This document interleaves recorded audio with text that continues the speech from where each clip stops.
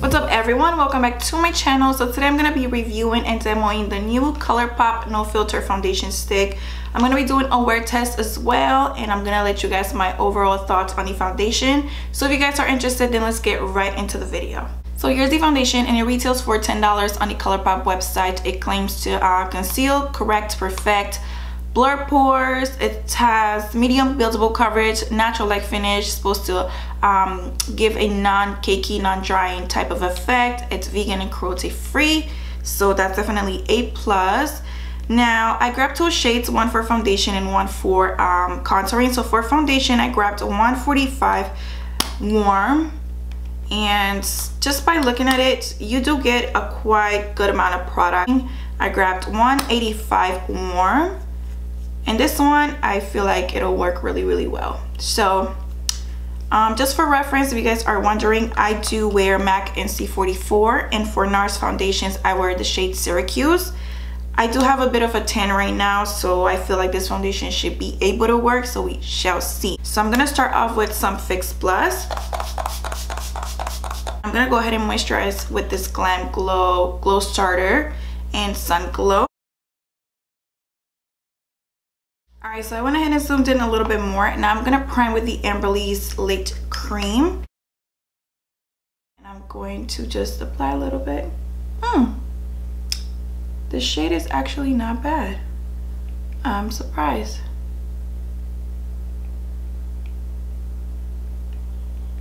Okay, I'm gonna stop right there just to see how it builds up. I will say I do feel like I get a better application when using a buffing super dense brush like this one when using cream foundations rather than like a beauty blender. I feel like the beauty blender just kind of lets the foundation sit on the face rather than really blend it into the skin. So in terms of coverage, I feel like this would be enough for me, but for the sake of the video I'm gonna add a little bit more just to see how it builds up.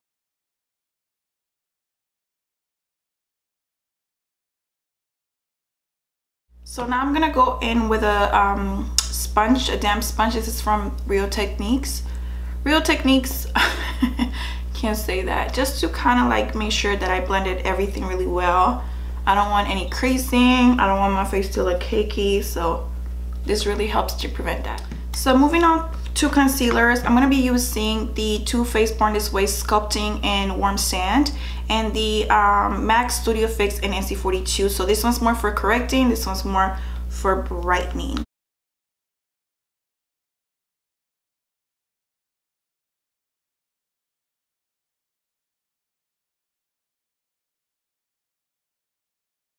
So I'm gonna go ahead and set that concealer with the Hourglass VO Translucent Powder.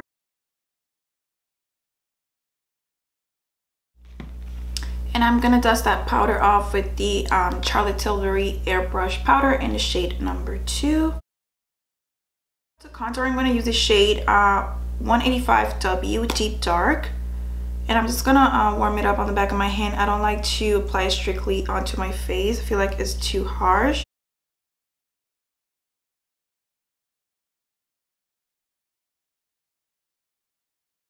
So now I'm gonna set that bronzer. I'm gonna use the Hourglass, ooh, I'm dropping things, Ambient Radiant Bronzer with the MAC Mineralized Skin Finish in Dark Deep.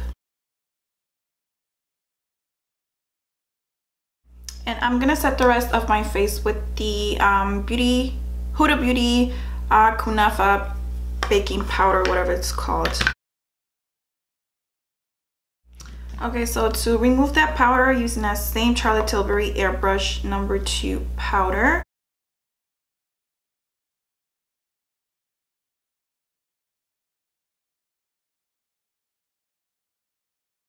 So for highlight, I'm going to be using 2. This is MAC Oh Darling, and this is the Fenty Beauty Kilowatt and Hustla Baby. So I'm just going to add some blush. This is limited edition blush that I have from MAC for years, but never use it, so might as well.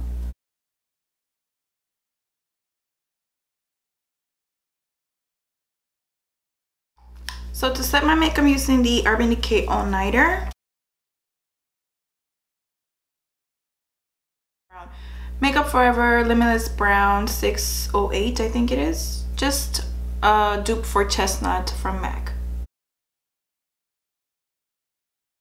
I'm gonna use this lipstick. It's also limited edition, guys, sorry, from MAC when Rihanna collaborated with them in the shade Bad Girl Riri. Some Fenty gloss.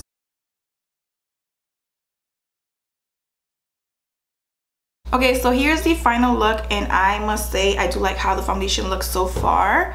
It looks very smooth, but I don't want to say too much because I want to see how it holds up throughout the day. So we are going to go out to eat. We're going to take our son to the park for a little bit. I don't have my phone with me because my son is playing with it as usual. So it is 2:24 and we're just going to be out for a couple of hours, and I'll be back just to show you guys the overall look and my overall thoughts on the foundation. I wanted to quickly just zoom in so you guys can see how the foundation looks on my skin. Let me know what you guys think in the comments area. Okay guys, so I am back and I'm exhausted. It's so hot. We just came back from the park. We walked and ran pretty much for like 2 miles, 2.5 miles or so, and I'm just ready to take this makeup off, especially the lashes. So it is now 7:15 p.m. and you guys can tell I'm super oily in my T-zone. Definitely my smile lines are creasing up a little bit, which is nothing new with any other foundation that I already have. Overall thoughts for the price and the amount that you're getting, I think is definitely worth trying. You are getting a very good amount in here. Now formula, I feel like it's super creamy, very easy to blend. I just don't think everybody's gonna be able to wear it. This foundation is not a long wearing foundation, so if you have oily skin, you need a good primer, good powder, good setting spray, and it's gonna be more of a fall to winter foundation for you. Otherwise you're gonna look like a grease ball if you wear this during the summer.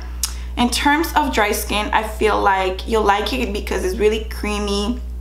It blends super seamlessly. However, if you have dry areas, very dry patches, or a lot of texture, I feel like it clings onto that. The last thing I wanted to mention is the shade range. I feel like it's not enough. I feel like they could definitely add more shades, which I know they eventually will do that. I just feel like they should have done that from get-go. So with that being said, guys, I hope you guys found this helpful. If you guys have any questions, let me know in the comments area. Don't forget to like, comment, share, subscribe. Follow me on Instagram at simplydianaj, and I will catch you guys in my next video.